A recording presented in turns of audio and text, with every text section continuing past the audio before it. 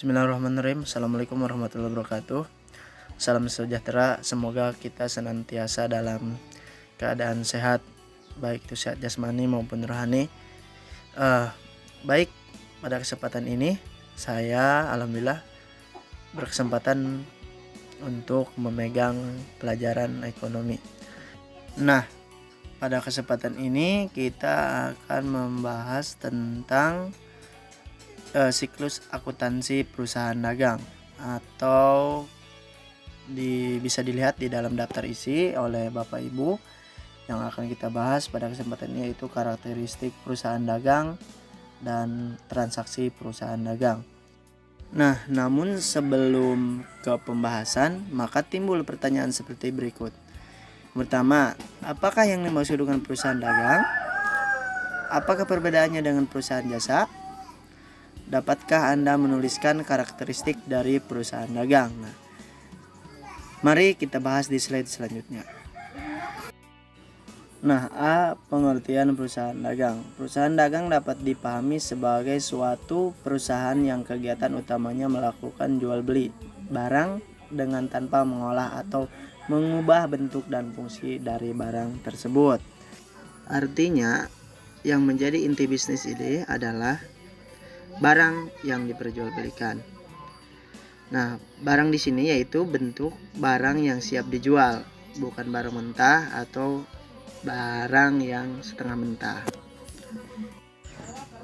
Sebab itu, perusahaan dagang tidak melakukan pengolahan atau pengubahan bentuk, fungsi, dan manfaat dari barang dagangan tersebut. Gitu.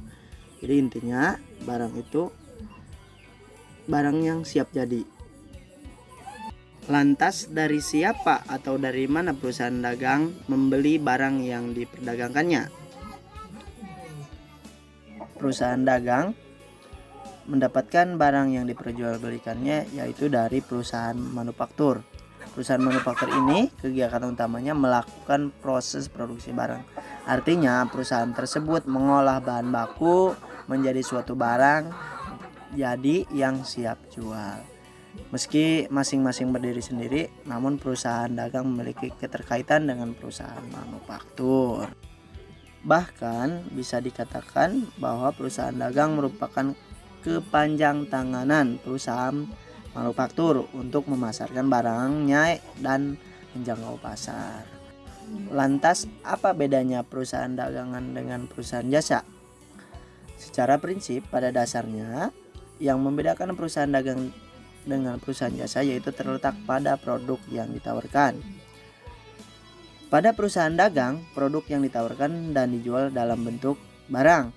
Sedangkan dalam perusahaan jasa berarti yang ditawarkan adalah dalam bentuk pelayanan jasa. Nah, contoh dalam perusahaan dagang seperti Giant, Mayora, bentuk-bentuk barang, mebel dan sebagainya.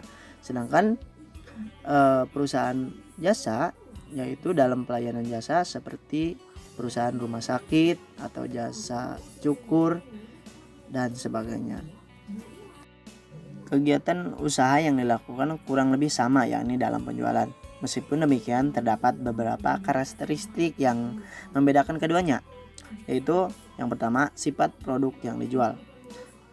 Karakteristik utama yang membedakan antara perusahaan dagang dengan perusahaan jasa yaitu sifat produk yang dijual.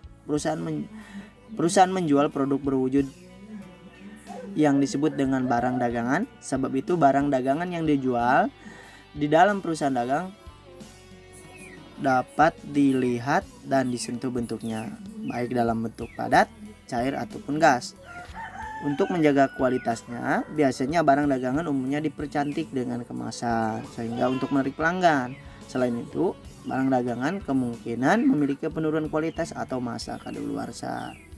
Berbeda dengan produk yang dijual oleh perusahaan jasa, sifat produknya tidak berwujud alias tidak terlihat atau abstrak, sehingga tidak bisa dilihat dan disentuh wujudnya tetapi dapat dirasakan manfaatnya.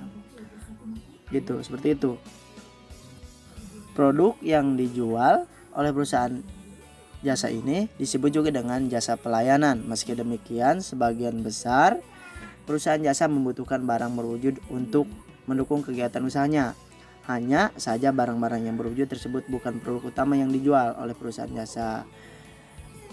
Contohnya dokter membutuhkan peralatan medis dan sebagainya. Namun tidak terlalu banyak seperti perusahaan barang yang disetok di gudang beberapa puluh ribu dan sebagainya gitu. Hanya untuk mendukung beberapa dalam pelayanan saja. Adapun perbedaan yang kedua antara perusahaan dagang dan jasa yaitu dalam penggunaan produk. Biasanya ada yang bentuk fisik dari barang tersebut, penggunaannya dapat langsung dikonsumsi, jika tidak langsung habis bisa disimpan kemudian biasanya.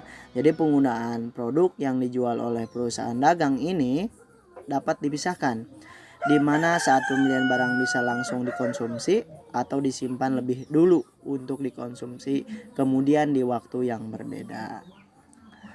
Lain halnya dengan produk yang dijual oleh perusahaan jasa. Penggunaan produk pada perusahaan jasa ini tidak dapat dipisahkan.